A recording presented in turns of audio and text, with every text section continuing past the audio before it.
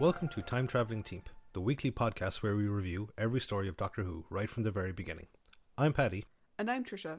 Today we will journey with our TARDIS crew to the mysterious Space Museum. We'll be talking about the characters and give our thoughts on the story as a whole.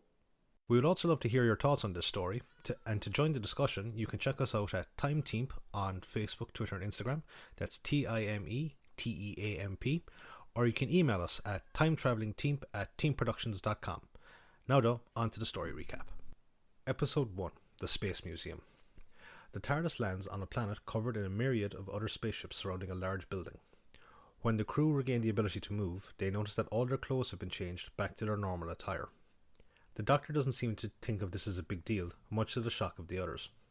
Vicky goes to get the Doctor a glass of water, but on the way back she stumbles and it falls to the floor, smashing and spilling its contents everywhere. Much to her amazement, the glass reassembles itself with the water flowing back into it, and the whole lot jumps back into her hand, almost as if the whole sequence of events was running backwards. The others are looking at the outside through the scanners and see the collection of ships. The Doctor informs them that the readings are safe, but Barbara voices her uncertainty, stating that their track record for safe environments has rarely proven very positive. Vicky returns and tells the Doctor what happened, but misreads his uncertainty as complete doubt. Before they can discuss it any further, the Doctor announces that the building is most likely a museum of some type, noting that all the ships outside seem to be running in chronological order based on their designs and technology. He then suggests that they go outside to take a look and they will hopefully find the answer to the mysterious goings-on. Outside, Vicky shows the Doctor a rock formation in an unusual state of erosion, and theorizes that the planet itself is extinct. Due to the potential dangers that the planet could hold, the Doctor suggests that they all stick together as they go take a look at the buildings and they saw on the scanner. As they move off, Ian notices that even though the ground has a heavy layer of dust on it, they are not leaving any footprints. They arrive at the entrance to the building, but can't see any way of opening the doors. Barbara points out that there is absolutely no sound around them, which unnerves the group even more. Suddenly, the door behind them opens and they catch a glimpse of someone coming through it, so they go into hiding. Unfortunately, Vicky inhales some of the dust, causing her to sneeze, right as two spiky-haired, white-uniformed figures from the building pass by, but oddly enough they do not seem to hear her, even though they were only a few feet away. The confused group decide to go into the museum and are amazed at all the technical marvels that they witnessed before them. As they explore the exhibits, they come across a Dalek, which gives the group a start. As Ian and Barbara give a brief history of their encounters with the Daleks to a less than impressed Vicky, the Doctor alerts them to the sound of approaching footsteps. They go into hiding again, just as three black-clothed youths with ridges above their eyebrows enter the exhibit room. They discuss something that the group can't make out and then leave again. Their curiosity grows as they continue their exploration, and Vicky goes to touch one of the exhibits, recoiling in shock as her hand goes right through it. As they discuss this, two of the black-clothed individuals and another one of their comrades come into the room. The Doctor tells them to stay still, and they watch as the men completely ignore them and move on. Ian says that they must be invisible to the people on the planet, but the Doctor hypothesizes a much more sinister solution and wonders if they are really there in the first place. As they go further into the museum, they come across an exhibit that appears to be the TARDIS, and Ian and Barbara and Vicky suggest leaving, but the Doctor tells them it isn't that simple and shows them it is as intangible as the other exhibits. He then expands to his earlier hypothesis by drawing their attention to another corner of the room where they see themselves standing motionless in display cases. Vicky realizes what is going on and explains to Ian and Barbara that they are somehow occupying the third and fourth dimensions of reality, simultaneously existing in both. Barbara asks the Doctor will they be able to escape, and he tells her that he is unsure, as he has never been able to fully master the fourth dimension. He says that they most likely jumped the time track, and therein could potentially lie their salvation, as what they see before them might only be a potential future. He says that in order for their bodies to be in the cases, it must mean that they arrived on the planet at some time in the future in order to be imprisoned in them, and they need only wait in the museum until time catches up on itself. Just as he explains this, Barbara begins to complain of a strange sensation, and suddenly they all stop moving. Back on the planet's surface, the two men from the museum approach the TARDIS and see the footprints leading away from it begin to materialize in the sand. It seems time is indeed catching up on itself, and back inside the museum, the bodies and the cases themselves fade from reality. The group regain mobility, and the Doctor announces that they have arrived. Episode 2, The Dimensions of Time. In an office in the museum, two of the white uniformed men are discussing their tenure there. They are from the planet Morok, and one of them is the governor in charge of the planet Zaras, where the museum is located. As they are talking, one of the men from earlier comes in and announces the discovery of the TARDIS. He also informs them of the presence of the travellers, and the governor sends out a message to the museum's security forces to apprehend the travellers before they encounter the local dissident groups. The local dissidents are actually the black-clothed individuals that were seen earlier in the museum. Two of them are discussing their struggles with the Morlocks when a third member named Thor enters and informs them of the arrival of the TARDIS. Thor implores the leader Sita to reach out to the new arrivals, as they could be allies with technologies and weapons to help them beat the Morlocks. In the exhibit room, Ian is examining a weaponry display and decides to use one of them to act as a bluff. Barbara, on the other hand, says that they need to be cautious, as they need to avoid completing the chain of events that saw them imprisoned in the cabinets. Vicky says that if they can find the TARDIS, then maybe they can avoid the events altogether, but the Doctor says unless they know exactly what will happen, travelling in the TARDIS could be dangerous. They seem to be completely hamstrung as to what to do. After much contemplation, the Doctor suggests that they should at least leave the museum and locate the TARDIS to prevent it ending up in the museum. However, things do not get off to a good start when they realise that they can't remember how to get back to the entrance due to the maze-like appearance of the museum's corridors. As they make their way through the museum, they are followed by the three Zarons. They are wary of the group due to Ian being armed and resolve to capture either the Doctor or Vicky to use as leverage in their interactions with the rest of the group. As the travellers continue on, the Doctor pauses to look at an exhibit and is ambushed by the Zarons. He collapses to the floor but is actually playing possum and observes the trio as they panic over what they think they have done. Sita and Thor leave to find something to help bring him around and tell the other member of the group, Dako, to keep lookout. When they come back, they see Dako tied up and no sign of the Doctor. He tells the others he has no idea what happened, and so they set off in search of the Doctor. After they leave, the Doctor emerges from his hiding space, the shell of the Dalek exhibit. However, as he leaves the room, he is apprehended by two Morlock guards. The others have noticed his disappearance, and their frustrations come to the boil as they argue back and forth over how he could have been captured and how to proceed in a way that doesn't land them in the display cases. Ian suggested they keep going in the hopes that either they or the Doctor will find their way back to each other. They seem to be wandering around in circles though, and Ian gets a wave of inspiration to recreate the legend of the Minotaur. Using a reluctant Barbara's cardigan, they intend to leave a trail of string behind them to prevent going around in circles. The Doctor is in a holding cell, trying to find any weak points. Taking a brief rest, he sits in a chair in the cell, but a metal band fastens itself around his waist, trapping him. He is then interrogated by the governor, who introduces himself as Lobos. He says the museum is a monument to the glory of the Morlock Empire, but it is no longer as heavily visited as it once was. He asks the Doctor where he came from and where his companions are, but the Doctor treats it like a game until Lobos reveals the sneaky nature of his interrogation technique. The chair that the Doctor is in is capable of reading his subconscious, and by asking him questions, Lobos is able to use the machine to display images of the other's last known location within the museum. However, the Doctor then turns the tables by toying with the machine by bringing up humorous images. The others reach the end of the thread, but there is no sign of a way out. Ian goes to take a look around, and Barbara expresses her doubts to Vicky that they can overcome their prospective future. However, Ian comes back and shows them the exit door. Unfortunately, they open the doors just as the TARDIS is being brought into the museum. Meanwhile, Lobos grows frustrated with the Doctor's sabotaging of the interrogation machine and orders the guards to take him to the preparation room to be turned into a specimen for the museum. Episode 3. The Search. Several Zarons come to take a look at the newly arrived TARDIS, but are turned away by the Morlocks. Ian spies on them through a crack in the door and witnesses the security commander arrive and give out to his men over the fact that they cannot access the TARDIS. He laments that Lobos will more than likely blame him, as he does with everything else that goes wrong in the colony. Just then, Lobos appears to inspect the new acquisition. As the commander predicted, Lobos derides him for not gaining access to the TARDIS and for not finding the others in the museum. As Ian, Barbara and Vicky continue to spy on the events going on outside, they fail to notice a Morlock guard sneak up on them. He draws a gun on them, but Barbara stops Ian from retaliating, saying it could lead to his death.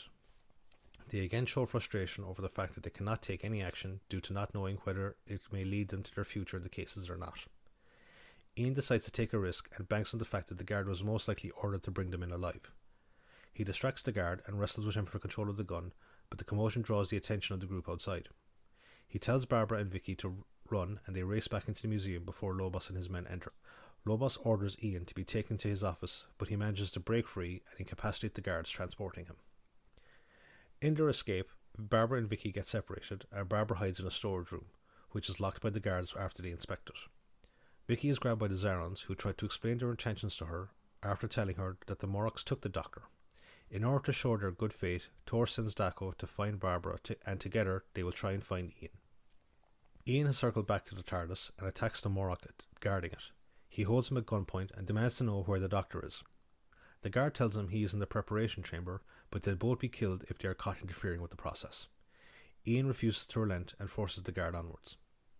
Back in his office, Lobos receives a directive from the Morlock High Command, instructing him to deal with the growing rebel presence in the area.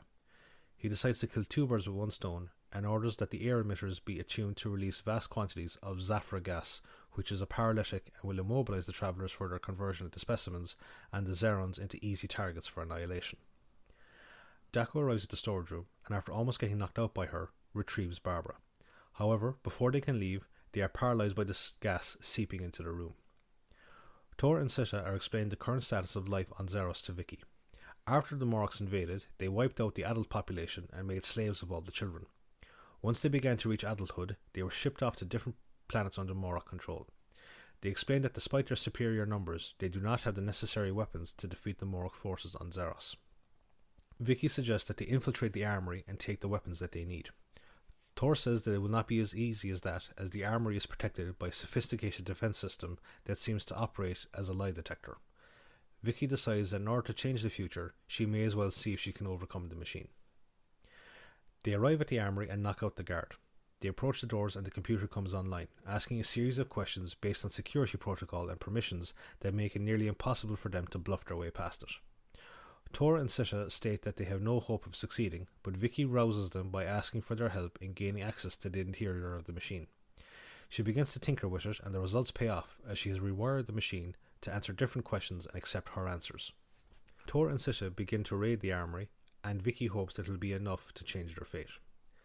Meanwhile, on their way to Lobos's office, Ian and the guard are nearly caught by the security commander. The guard tells the commander that he has been summoned to Lobos's office and that a replacement is guarding the TARDIS. Once he leaves, Ian and the guard arrive at Lobos's office, and Ian demands to be brought to the doctor, but he is told it is too late as he is already in the second stage of the preparation cycle. He is then shown the preparation room and is shocked at what he sees before him. Episode 4, the final phase. It's the final countdown. The doctor is on a slab being bombarded by some sort of ray. Ian demands that Lobos reverse the process, despite his comments that it is useless as the doctor is as good as dead. At their hideout, Vicky, Tor and Sita are distributing the weapons to their fellow prisoners in preparation for a raid on the military barracks. Vicky says she intends to go back to the museum to find the others. Tor tries to convince her to go after the assault on the barracks in order to ensure that she will be safe in doing so and not raise the alarm, but she insists on going now. Tor tells Sita to go with her to protect her. At the TARDIS, the security commander comes across a group of his men attempting to cut into the TARDIS. He discovers that the guard lied to him about his replacement and orders some of the cutting crew to come with him to investigate what's going on, leaving one of them behind to guard the TARDIS. Back at the preparation room, Ian grows impatient as he waits for the doctor to be revived. He eventually comes to, but he is very weak from the process. As Ian is making sure the doctor is okay, Lobos orders the guard to rush him, but he is not quick enough. However, Ian doesn't kill him as he thinks the man isn't fully committed to Lobos's orders, a theory that the doctor seems to validate by saying he was still conscious during the preparation process and was observing and listening to the events transpiring on the planet. As he and Ian discuss their plans to find the others, the security commander and his men sneak into the office. They knock out Ian, and once more the doctor finds himself at the mercy of the gloating Lobos. Barbara comes to, not being fully affected by the gas, and starts to pull Daco to safety. However, the guard outside the TARDIS hears their coughing and spluttering and prepares to take them into custody after calling their presence in to Lobos. Lobos, in the meantime, orders the guard to be placed under arrest due to his ineptitude, but finds that he cannot raise the barracks on the radio when he tries to order them to take Barbara and Daco into custody. He marks it down due to faulty equipment and then goes to boast to the doctor and Ian about Barbara's impending capture.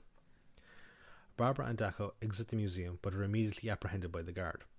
Their imprisonment is short-lived though, as Vicky and Sita arrive, with Sita killing the guard. Vicky and Barbara reunite, and Vicky explains to her about how the course of their future will change now that the revolution has started.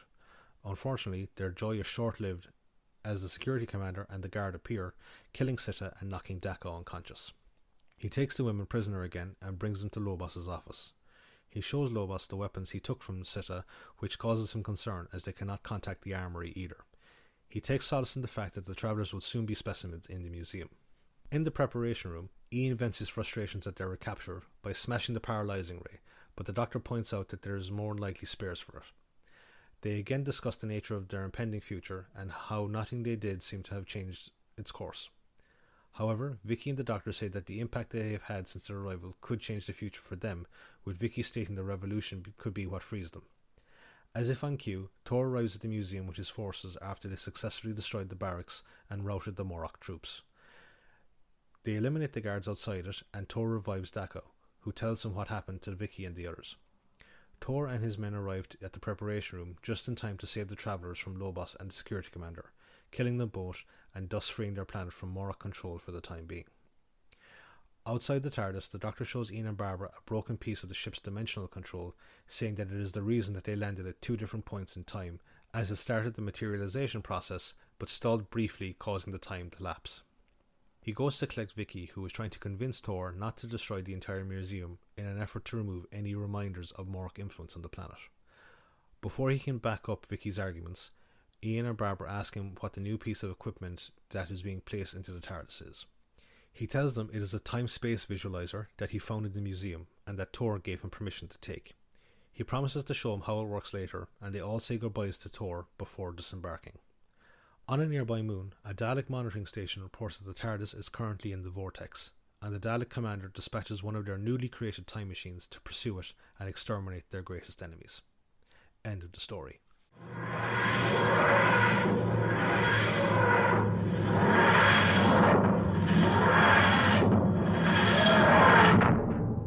So now that's the story recap out of the way, we're going to go over to Trish for some trivia notes. So over to you, Trish. Thanks, Paddy. So, the writer for today's story, The Space Museum, was Glyn Jones. This is Glyn's only Doctor Who writing credit, and he was apparently not very happy with the edits that were made to the script by Dennis Spooner, who was the script editor of the show at the time. Apparently his original script had a lot more humour in it, and he felt a lot of the humour had been removed.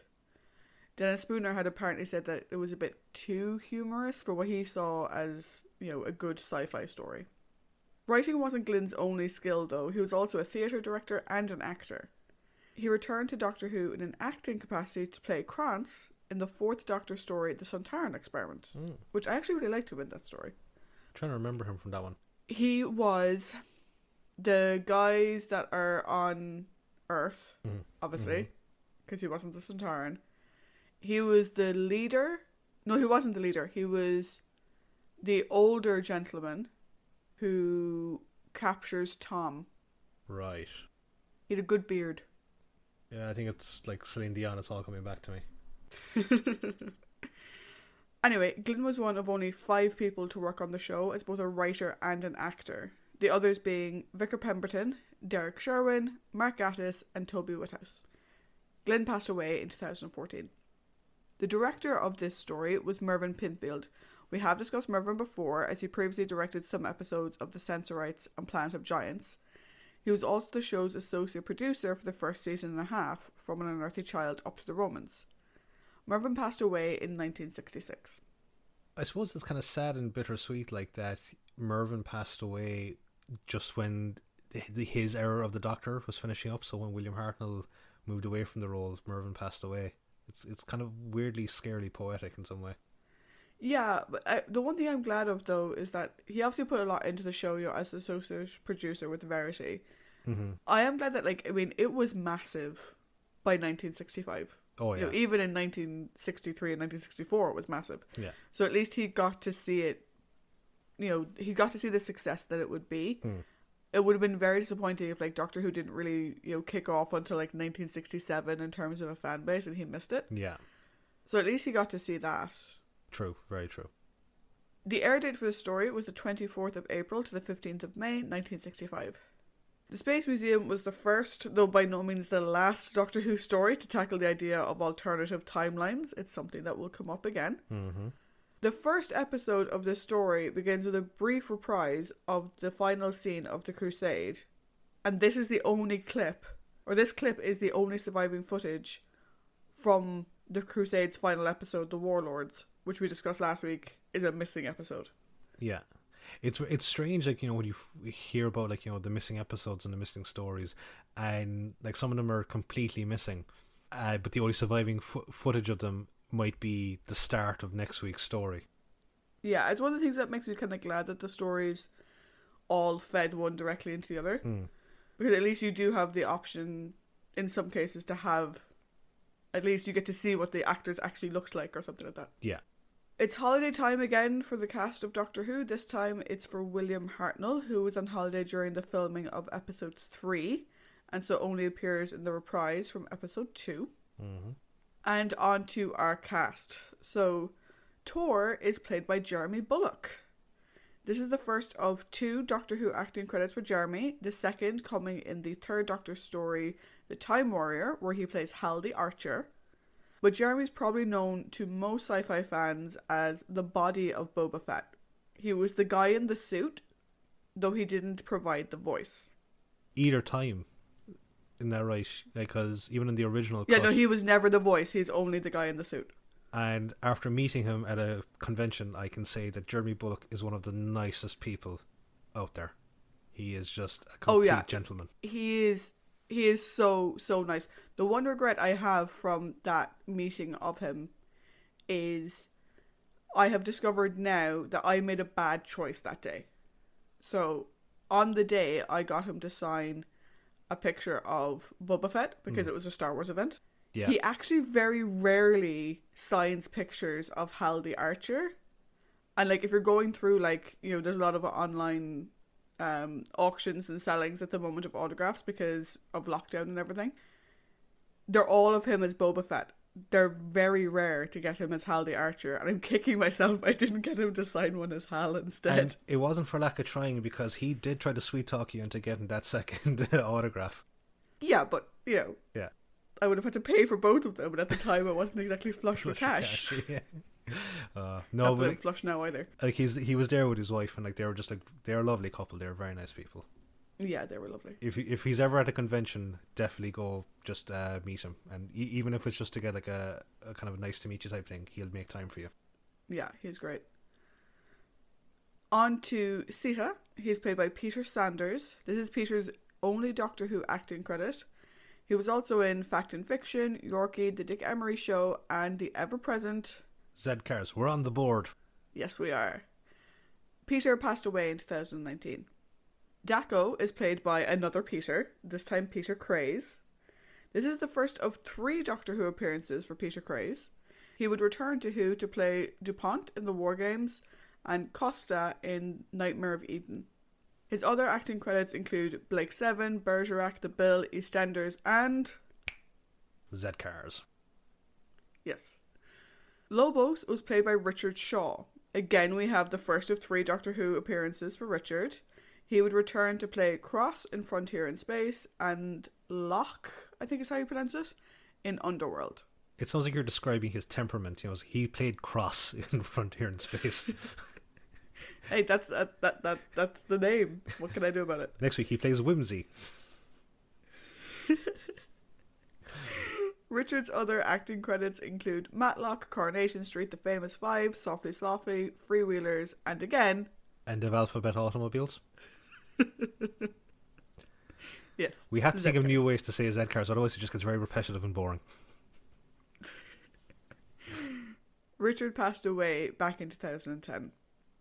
Lastly, as the security commander, we have Ivor Salter. Again, first of 3 Doctor Who appearances for Ivor. He would return to play Odysseus in The Mythmakers and Sergeant Markham in Black Orchid. His other acting credits include Dixon of Dock Green, The Avengers, Sherlock Holmes, The Sweeney, All Creatures Great and Small, and surprisingly, not Zed Cars. Well, there has to be someone that has to branch out, I suppose. Yeah. He passed away back in 1991.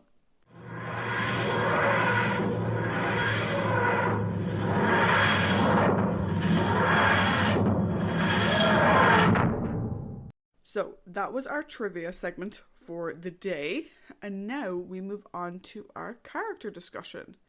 So, Paddington, what did you think of the Doctor? I think that the Doctor in this one he's great. the Yoda Doctor has returned. So, for our listeners, for people that haven't seen the Space Museum, when he's inside the Dalek shell, he starts to mimic the voice, and he's there with the plunger and the gun going around. He goes, "I tricked them, ha ha ha ha ha." It's just, and then he comes out with this big cheeky shit-eating grin. It's amazing. I think that episode should have been called "The Doctor and the Dalek." Yeah. I think that would have been a much better title than whatever the hell it was. Overall, like, this one is, as you kind of said, I think it unintentionally came across as a bit comedic. Because, like, unlike, say the Romans, where it had the whole acting and music to make it comedic, this one was coming across as very serious, except in parts by the Doctor. Like, when he starts, fucking with the machine, and he pulls up pictures of the old big penny farthing bikes and all this type of stuff. And Lobos just going, "Stop it! Stop that! Stop it! I say!" It's like a principal scolding a naughty child. Yeah, I get that. But, like, it's the one thing I love about Hartnell is that whatever he successfully makes you believe that whatever he is acting, he's actually currently feeling. So, like, yes. After he gets revitalized, after he gets, brought out of the preparation cycle by Ian, like, he acts like, again, an old man, as opposed to, like, the swashbuckler he'd been at the start. And it's like, Jesus Christ, would someone please get William Hartnell a chair and a cup of tea? Yeah, like, for people who've only watched New Who and who are only now going back to watch Classic, you need to bear in mind that at this point in time, Time Lords, Gallifrey, regeneration, they weren't a thing yet. So the Doctor going on about his rheumatism. Oh, it's amazing. Like, we even had it back in Marco Polo, where it's like, the can and the Doctor are getting into, like, a who's the most crippled old man competition. Yeah, and even, like, back in Marco Polo, the Doctor with the cold, that wouldn't happen nowadays. It wouldn't even happen. I mean, Ford didn't care about walking around Antarctica in just his normal clothes. Yeah. But yeah, it is good to see. I think in this story we get to see the many sides of the Doctor. Mm-hmm. So we have the impish trickster in the Doctor and the Dalek. We get impressions of the fighter side of him. The fact that, like, he was able to knock out the kid and tie him up and escape. We do get the old man, and we also get the intelligent man who's able to outsmart a computer. Mm-hmm. Like, I think that whatever people may say about this story, that this is a great showcase for Hartnell. Like a lot of stories that have come before it, these are the ones that kind of just really cement his status as the Doctor. Yeah, and it's really who the heart of Doc 1 is. He's all of these things rolled up into one person. Oh, yeah. So, that's it for the Doctor from me, I think. Yeah, I didn't really have much else. I'll get to this later, but, like, there's not really a whole lot that the Doctor does. But the bits that he does do, he does very well. Part of this being obviously that William Hartnell was out for 1 week, so. Yeah. And kind of like just beating up kids and sitting in chairs for the rest of it. Yeah. Yeah. Sure, why not? So how about we move on to our, I was going to say, I can't say dynamic trio because that doesn't really roll off the tongue. Terrific trio? Traveling Dynamic trio? Duo and Vicky? Yeah, yeah, we could do that. Although that's a bit of a slight on Vicky, but... No, she's her own person. She doesn't need someone else. That's true. Cool, so who do you want to start with? So how about we start with the person that's the solo act in this one, Vicky. Finally, Vicky has something important to fucking do. Yeah. If there's one thing about this story that I like, is that we actually get to see Vicky not only talk about how intelligent she is, and not only show that great sense of adventure that she has, but all that gets to come to a peak where she actually does something. Yeah. Which is great. No, absolutely. Like, this is I think since she's joined the crew, this is her showcase story. Like, she Definitely. comes across like, she's tough, she's resourceful. As you said, like, she can actually back up the intelligence that she keeps going on about. Because I suppose that she's a bit more in her wheelhouse now that she's in she's in a location at a time that probably suits her education a bit more. Yeah. Which I really, really like, because I'd said over the last couple of weeks that Vicky wasn't really doing much. And I was kind of getting to the point where it's like, do I not like Vicky as a companion? Because I didn't want to not like her, Yeah. But I think this story, it really is. It's a good showing from Vicky. And what I think is really great, and I don't know if you saw this the same way I did.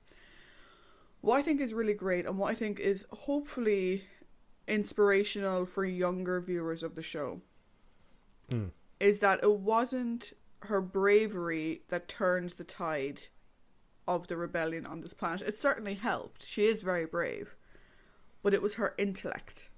Yeah. It was her intelligence, her ability to understand the computer, to get into it, to rewire it. That's what turned the tide of the rebellion. It wasn't just her being brave and running in all gung-ho. It was the fact that she outsmarted this amazing security system that the rebels on this planet had been fighting against for years, and they couldn't get past it. I think that kind of comes down to Maureen O'Brien, the actress that plays Vicky, because, like, back when we were discussing Susan before, like, we said that Caroline Ford has this sort of otherworldly feel about her. Yeah. Like, if we even go back to the unaired pilot, when Susan was a bit more kind of mysterious and in a sort of a very kind of seductive way, like, Caroline Ford just kind of oozes that. Whereas with Maureen O'Brien is very kind of, wide-eyed and fresh-faced. So, like, there's that whole kind of deception thing of, when she does rewire the machine, and it's like this whole kind of, I'm very proud of myself for doing this type thing. And again, it's like the type of thing that she doesn't need to be like Ian, or even in some cases Barbara. She doesn't need to use her brawn to solve an issue that can be solved with brain.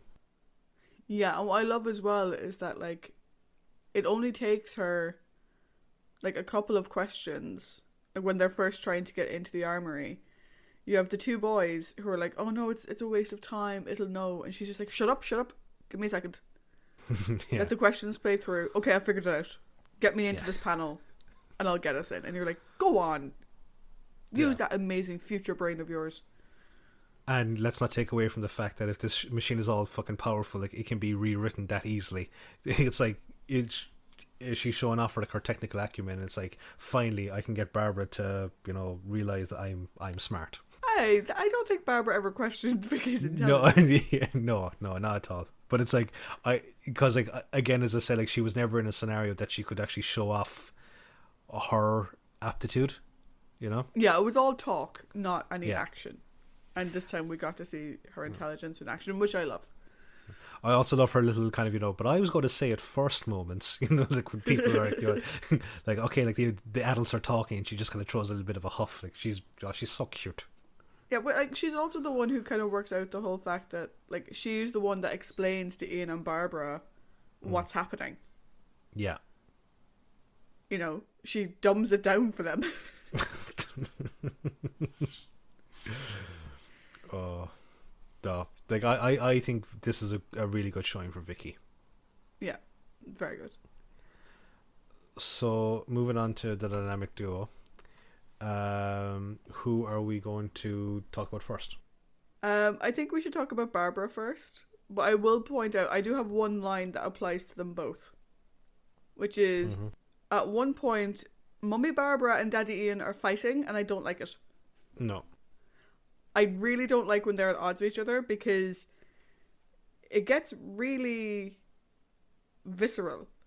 When they do the two of them fighting, it makes you uncomfortable to watch it, and you just want it to be over. It's similar to back in the Daleks, when they had that argument about the Thals. And yeah, I didn't like them fighting. No, but then again, like, you never like to see besties fight. No. So if we talk about Barbara first, I think this story is a bit Barbara light when it comes to the action. But that's okay, the woman needs a week off from saving the universe. She's allowed.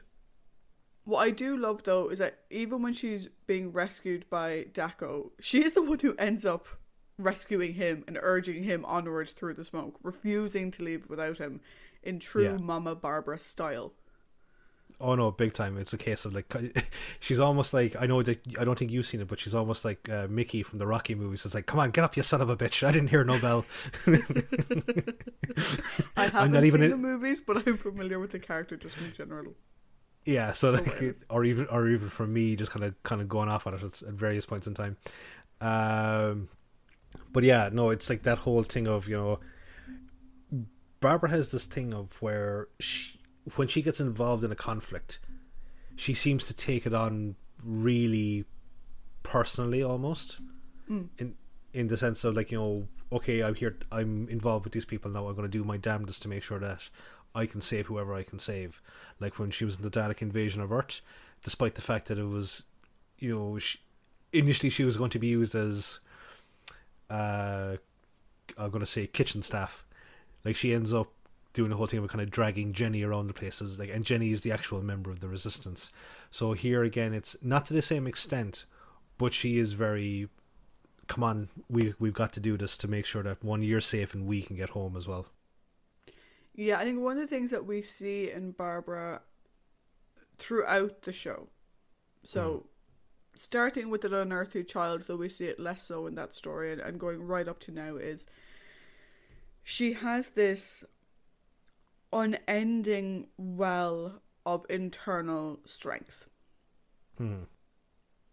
that she can tap into, and she does willingly tap into over and over and over again.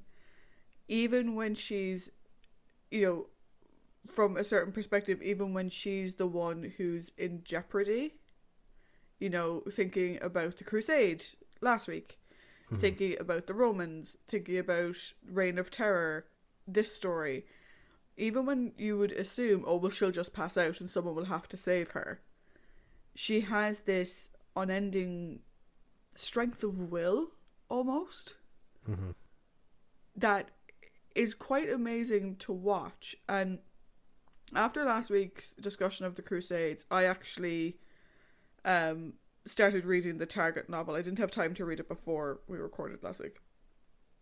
And the Target novel for the Crusade, it opens with a little bit of explaining how Ian and Barbara have changed over their time with the Doctor. Now, the description of Ian is amazing.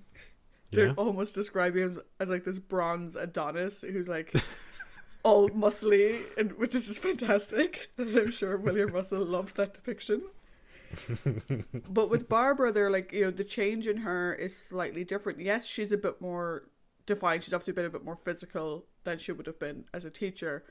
But they describe it as this sort of otherness with her.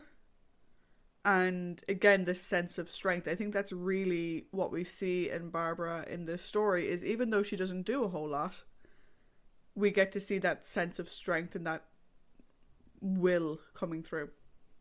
Like, I get this feeling as of late, and you kind of just cemented it there, is that imagine if in real life the TARDIS landed and out popped the first Doctor and out popped Ian and Barbara, and like you would almost like be, like in the Aztecs, where you'd view like this god and his two celestial attendants, and like you'd have Barbara who would be like that almost matronly Athena type character, whereas Ian would be a bit more jovial.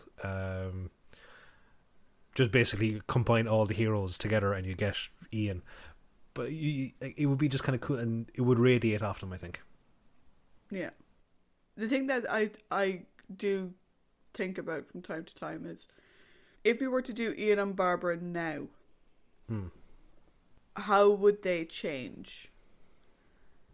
And with Barbara, I would pray they wouldn't change a whole lot. Do you know, that it would still be this, like I said, this untapped, unending well of just pure will to get her through everything. With Ian, I could do with seeing, a bronzed, muscly version of Ian. I'd have no complaint about that. After was it like 2 weeks ago's comment on the Web Planet about Ian's bum? Hey, I can look. It's okay. I'm not tying me back. Aside from the fact that, this was nearly 60 years ago and William Russell is now in his 90s. But other than that, Age just a number. Honestly, like, are we talking about having them be teachers in the modern day and then applying their story to modern Who storytelling? Honestly, I don't think they would get nearly anywhere as good a representation as they did back when it started, due to the nature of the due to the nature of the storytelling. Yeah, no, don't Speaking of the bronze Adonis, before we move on to him, we should have a silent moment of prayer for Barbara's cardigan. Yes, I will come back to Barbara's cardigan later. No. But rest in peace, cardigan. Yes, you did your job right. So, on to Ian. Ian, guns are not toys. Don't play with them like that. Mm-hmm. He's stupid. He just. Yeah, but he's just recently been made into a knight. He's living off the rush of Death of Smallwood, I suppose. Yeah, Ian, for me in this story, he does two things which I would consider to be quite stupid. The first is playing with the gun like it's a toy, particularly with a space gun that he doesn't know what it does. Yeah. The second, and this is meant with all of the love and affection in my heart, and it is, was probably his most Paddy moment that I have seen to date. Which was? Ian is a very intelligent man. Yep. Why would he use his teeth to try and tear a cardigan when he has a knife in his pocket? Yeah, that is a very Paddy moment. It's super Paddy. Yeah. He's a very intelligent man, but like that image of him trying to tear the cardigan with his teeth. And it's not that he's just gripping the edge of it trying to create a loose string. No, he's sticking his teeth into the middle of the cardigan. just going to town on it. Yeah, it is a very Paddy moment. In a loving and kind way. Yes, I know. Are there any other kinds? No. One thing I'll say about Ian for this one is aside from sweater biting or cardigan biting, I would view this as the return of the action man, but this time it's a bit of a different twist because he seems a bit more he's a bit more human in this one. He's a bit more pissed. Yeah, but that's what I mean. It humanizes him. His frustrations, coming to the boil. His unfortunate, back and forth snapping with Barbara. This is a side of Ian that we haven't seen, I'd say, as you said, since the Daleks, and it just kind of reminds us that at the end of the day, Ian is still he's a human man from 1960s London. Yeah, so you get to see him being action man again, but I think he's willing to do more in the story. We don't see him killing people, I don't think. No, we don't, and that's actually I think that again I like about Ian is that he never takes life unless it's absolutely necessary. Like the way in the Crusade, he just basically uppercutted that Saracen in the middle of a sword fight, and I think again even when it came to the time that he did kill someone, Ixta, he just kind of let Ixta's momentum take him over the side of the pyramid. Yeah. Well, I think with this story, and like you said, his frustrations coming to the boil, and obviously we have the whole idea of the context of this story and the idea of predestination and stuff like that. I think this is the one story where he would have, his anger on seeing what they did to the Doctor, his frustration with them not unfreezing him faster and stuff like that.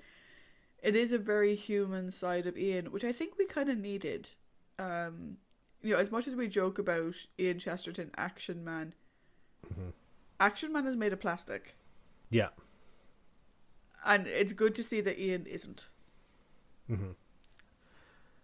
And unfortunately, Ian Chesterton's science bro doesn't really come to the fore in this one due to the cardigan biting. Yeah. Seriously, dude, what the fuck? Like, We still love you, Ian. We still do, but dear God. oh, I do. I love you with like undying love and affection. Yeah. But Jesus Christ.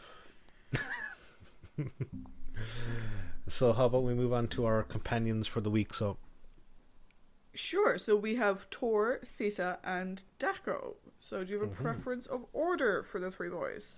so I'd say we'll start off with the man that we have personally met, Yes. Thor, played by Jeremy Bulloch. Yes. I have a question for you, Tor. What is this powerful force that is drawing your hands to your hips? You look like either you're posing for a superhero poster or you have forgotten the actions to I'm a Little Teapot.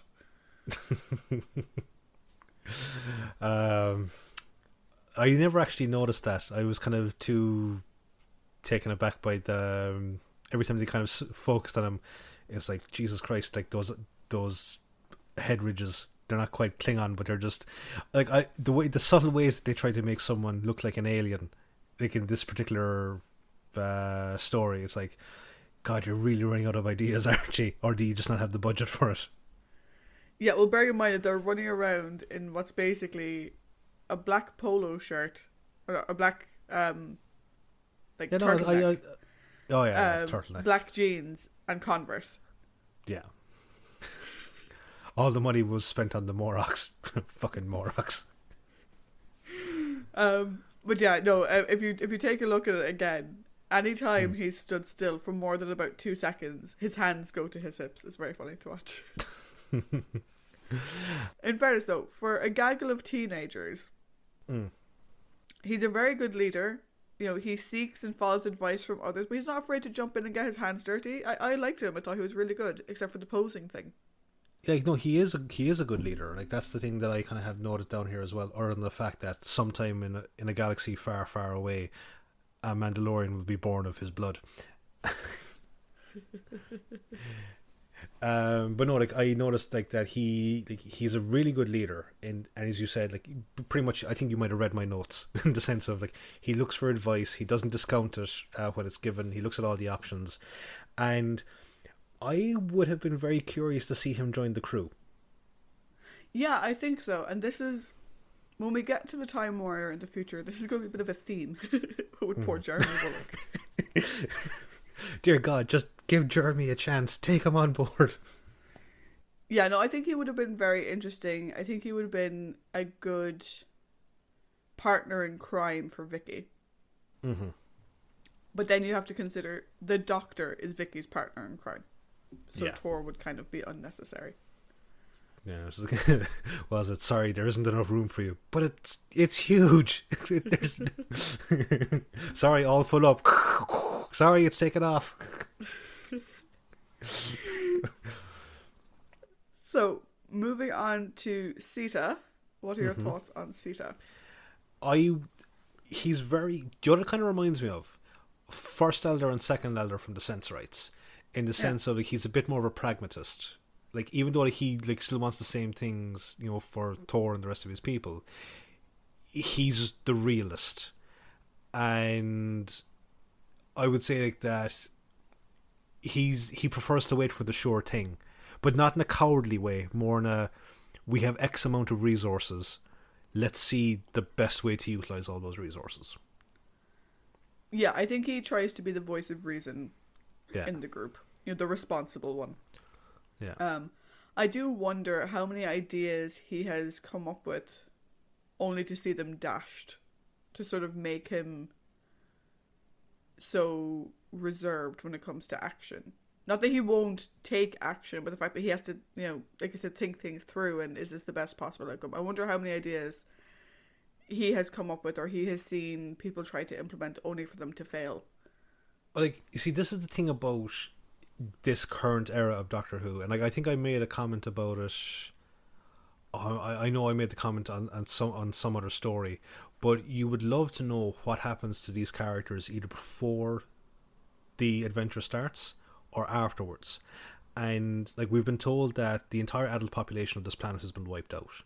So, like, you'd be curious to see, like, how long ago it was, and if Sita is an actual part of that generation, like, you know, what was it a case of, as you said, like he had like he had done tried so many plans and they were all like dashed, or was it literally just the death of his parents that kind of turned him into the sort of kind of pragmatist that he is? And it comes down to the writing of like making these characters really believable and interesting.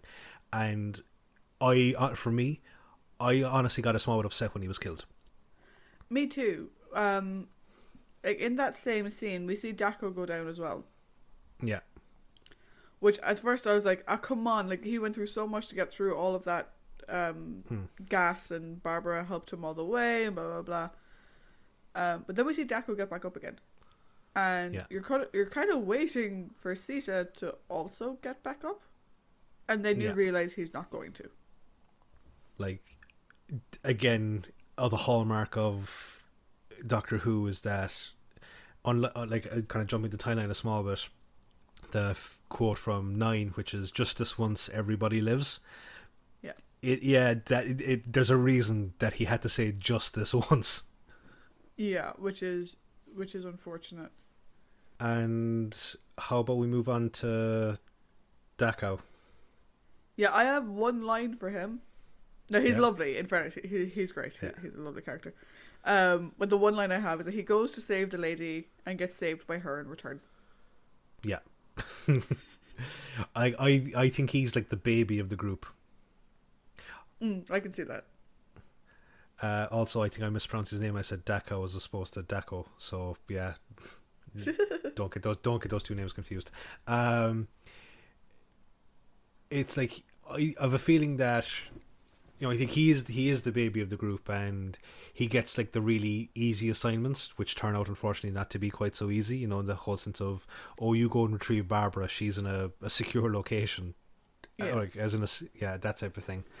And kind of like, you know, when he was the one that lived as opposed to Sita. Again, it's the whole thing of that kind of lends itself to the idea that he's portrayed as the baby of the group, and no one likes to see the child suffer, you know?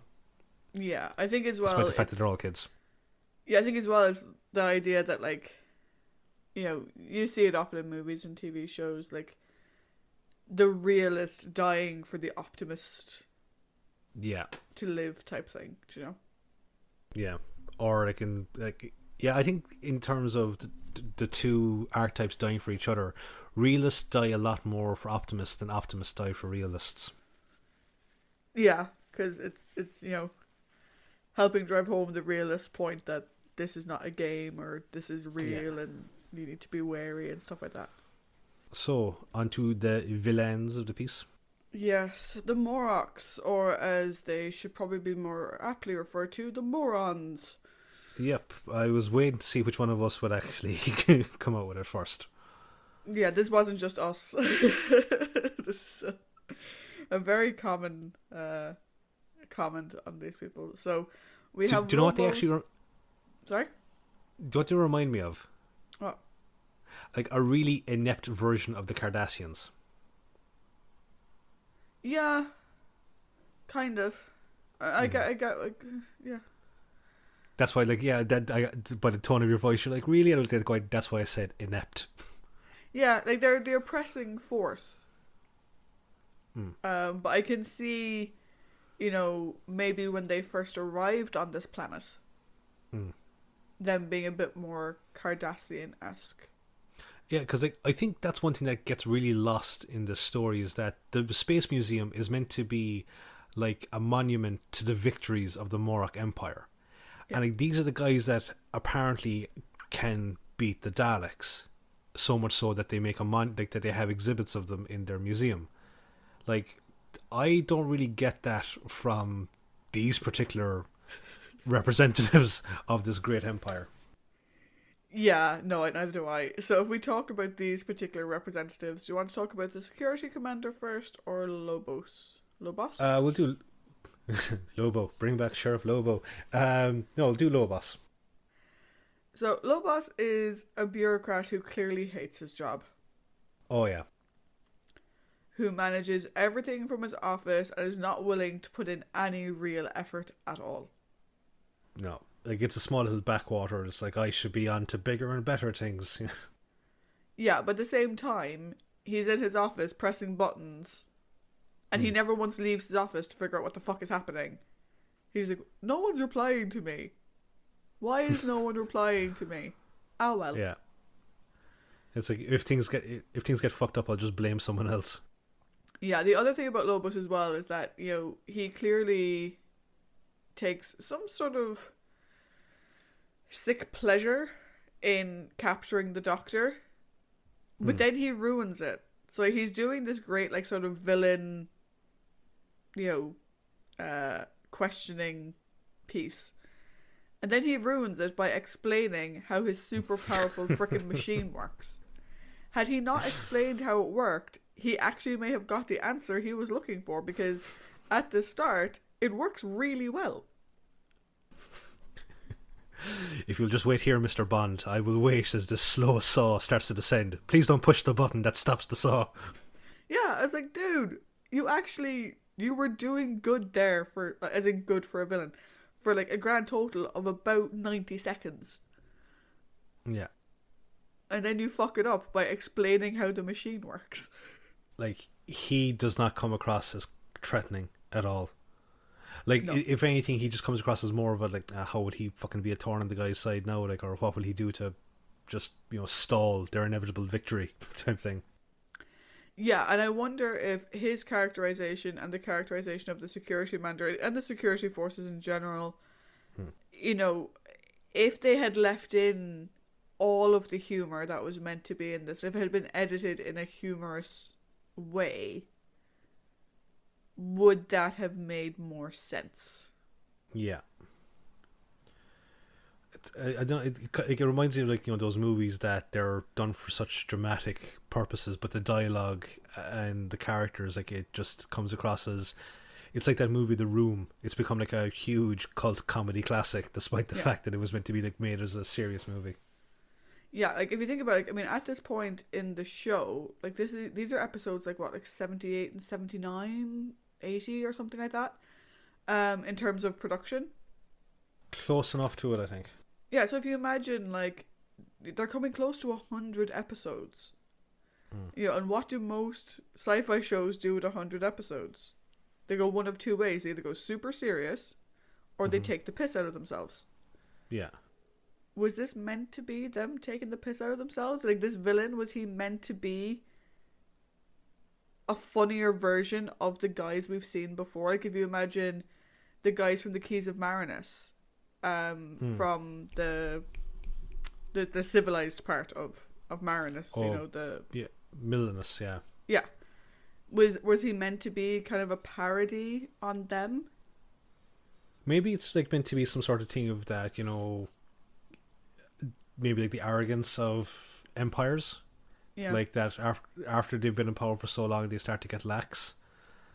And, like, again, maybe kind of make an allegory to, like, the Roman Empire, is that, like, if you were put onto the furthest reaches of, like, the empire, like, as in a position of authority, it wasn't always the highest honor. Yeah.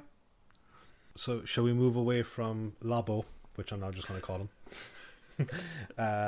If you can't take anything seriously, I'm not going to take your name seriously. To the security commander. Yeah, I think the security commander is sick to shit of Lobo riding his ass and blaming him for everything. Oh, big time. But do you know what the annoying thing about that is that it's never followed up on. It just seems like a waste of plot point.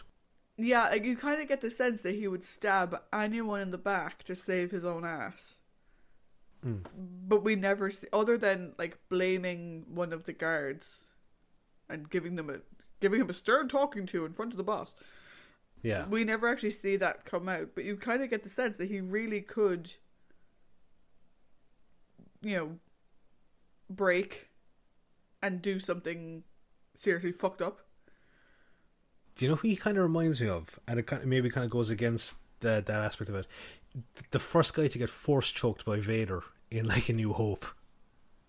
Yeah. Yeah, no, I can see that. Yeah, he just has, like, this weird kind of arrogance about him. And it's like, like force choke me, will you, motherfucker? That's the way that it just comes across, But like himself and Lobos, they're two of a kind in the sense of there's nothing about them that's like the type of character they're meant to be portray. Yes, would be a viable threat, but the way that they come across in this story, it's just not there for me. Yeah, no, I agree with you. I think it's a bit of a wasted opportunity with them. Do we want to leave the real villain of the piece until we discuss the overall component of the story, or do you want to just make an honorable mention to it now? It depends on who you mean. I would view the real villain of this piece is the concept of fighting predestination. Yeah, I think we can do that in the overall, because there's a very important point I want to make on that, which directly affects my scoring of this episode. So yeah, I think we can talk about the concept of predestination in our overall discussion.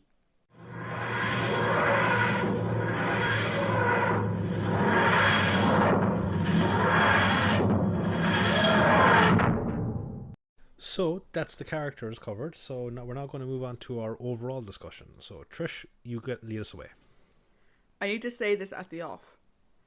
The story is about predestination and asks the question, can you change the future? They spend so long arguing over whether or not they have changed anything that they don't realise that the minute they began to unravel Barbara's cardigan, the timeline changed. In the case, she's wearing her freaking cardigan. In episode 2, she has no fucking cardigan on. I waited the whole story for someone to point this out and nobody did. And it was so frustrating because I remembered the first time I watched the story and I thought they mentioned it. But literally for the whole story, they're walking around, Barbara has no cardigan on, and they're like, oh, but what if this is what puts us in those glass cases? I'm like, well, clearly Barbara doesn't get in a case because she looks freaking different, you idiot. It really bothered me. It really bothered me. So you mentioned in our previous section how predestination is the ultimate villain of this piece. So rant over. How about you talk more about that, and then we can circle back around to our scores, because I need to calm down because the Barbara cardigan thing really fucking gets my goat. So like predestination, I think, is a very interesting concept like to kind of go with, because like that there's one series that I watch every so often is the show Berserk, and I remember I talked to you about if you're given a choice, like kill all your friends and accept your destiny, and are you doing anything wrong? Do you remember we had that discussion? Vaguely. When did we have this? I think it was close enough to Christmas time. Okay, that was a long time ago. Yeah, very long time ago. In a different world. No, it's this thing is that you've been presented with an outcome, and you've no idea, like, by staying, do I prevent the outcome? By going forward, do I prevent the outcome? Like, there's other stuff that do it, and there was a line that kind of came into my head just there now when you were saying about the sweater. Miles Dyson's wife in Terminator 2. Yeah. I was like, but aren't we changing it? Like, aren't we changing it how it's supposed to go? And like, I think the concept of the story is really, really cool, and the fact that we discussed Barbara and Ian like actually properly giving out to each other. Like, it turns the guys against themselves. It actually cripples their abilities. Like, it makes them second guess all their decisions. And I suppose it isn't until like it's just like when Vicky arms the the cardigan. I suppose I never picked up on the cardigan. Now I'll be honest with you, right? That's my. I clearly spend more time ogling Barbara than you do. You like what do we call them now? Writerton? Yeah, that's what we're like. Yeah, you ogle Writerton a lot, I think. Yes, I do. Yes, I do. And like to be fair, like I can't argue that because they are ogle worthy. Um, but like I never kind of picked up on that. I'll be 100% honest on that one. But I suppose it may be one of those things like, if you're in that scenario, do you really think of these things ahead of time or like at the time? Yeah, Now I and know like, that could be viewed as a very flimsy excuse, but I think that's the how I would rationalize their lack of. Wait a minute.